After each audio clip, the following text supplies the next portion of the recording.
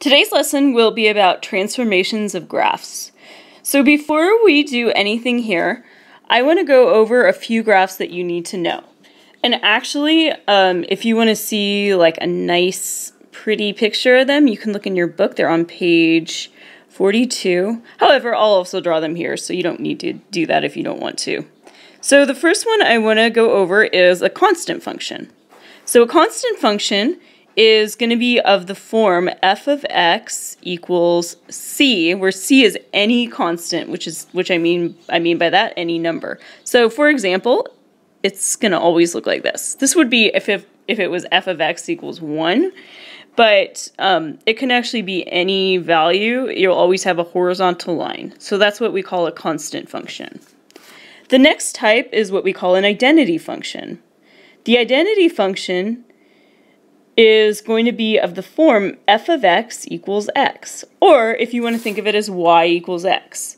So this is going to be a straight line that goes through 0, 0, has a slope of 1.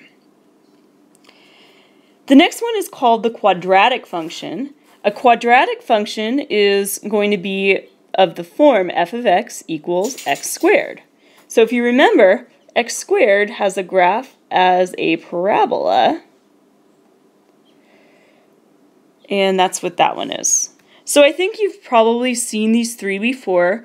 The next three you may or may not have seen. The fourth one is the absolute value function, which the general absolute value function is f of x equals the absolute value of x.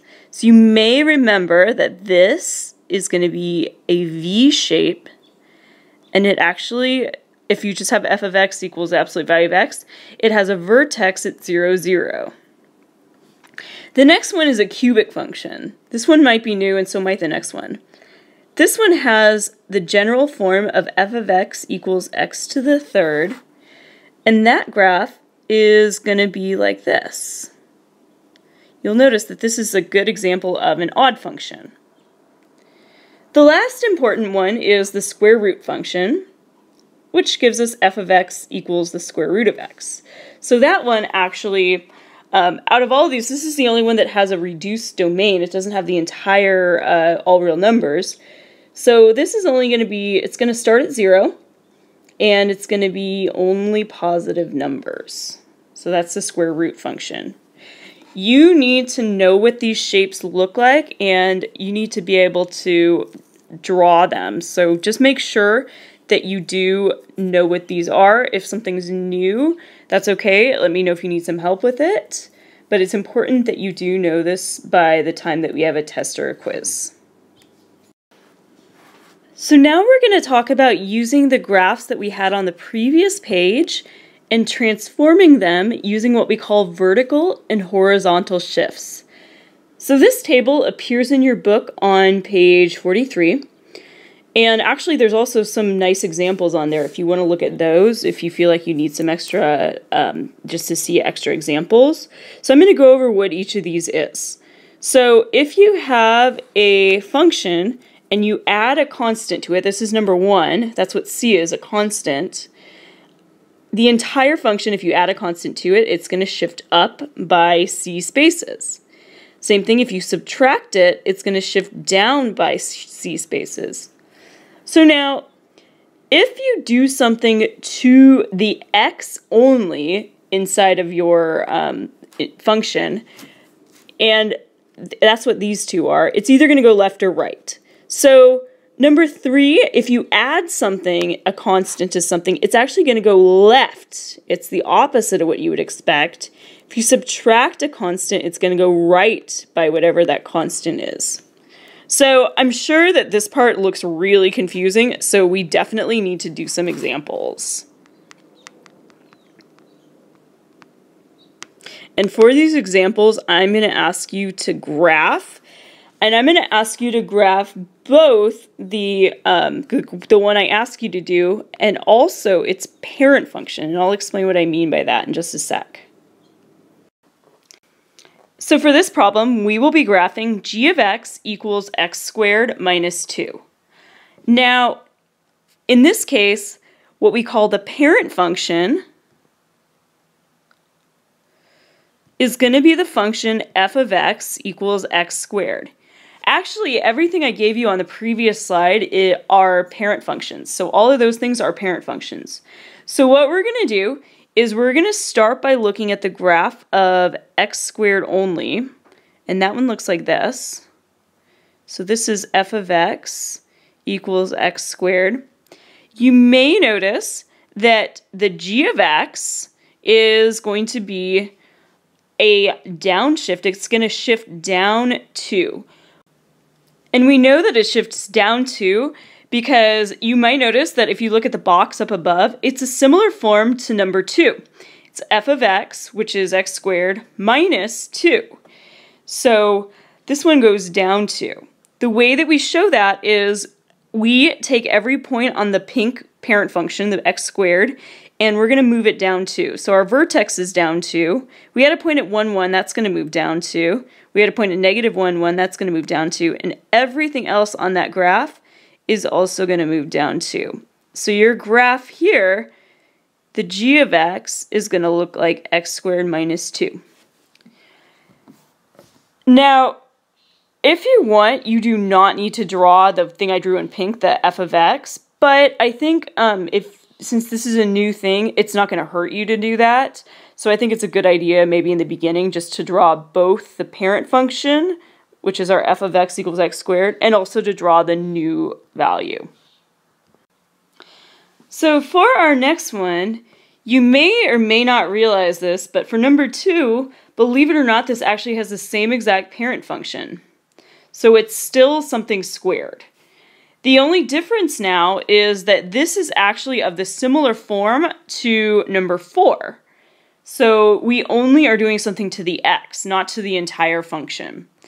So like number 4, this is actually going to be shifted right by 2.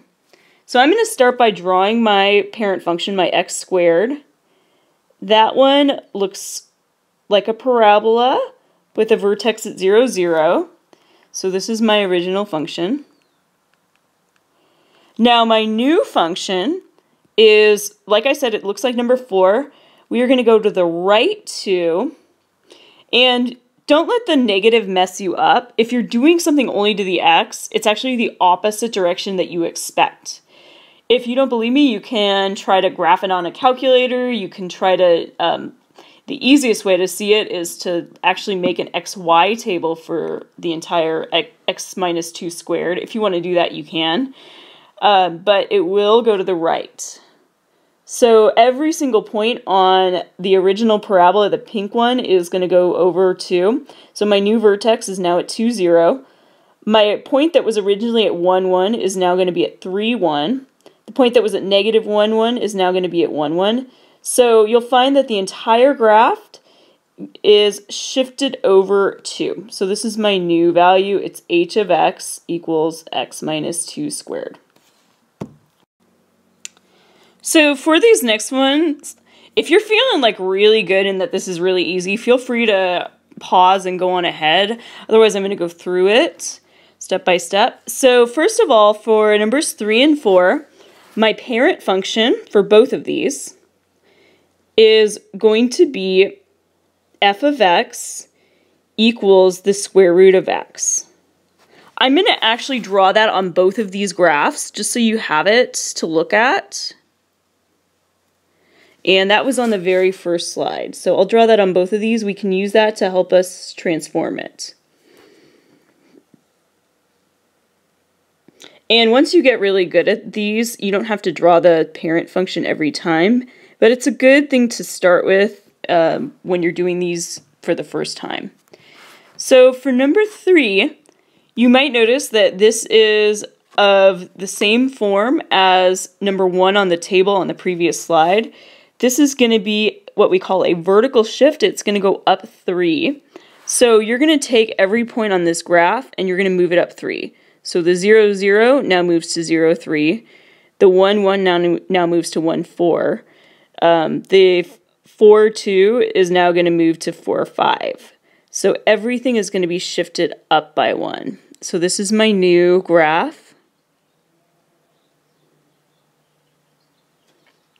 So then for the second one, This one, you might realize that the form of it is the one where we go to the left 3. So every point on my original parent graph is going to go left 3. I'm going to go to negative 3, 0. I'm going to go to negative 2, 1. Everything is going to move over 3. I'm going to also go to 1, 2. So everything moves over by 3.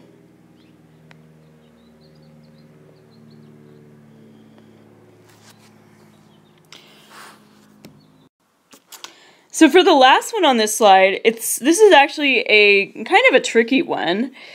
We'll spend a little bit more time on these ones especially, but you might notice that there are two things going on. So I still have the same parent function, which is f of x equals the square root of x, which still is going to be the exact same one that I had in the previous two. However, now with my new equation, I have two things going on. So first of all, this you might notice is the same as number 4.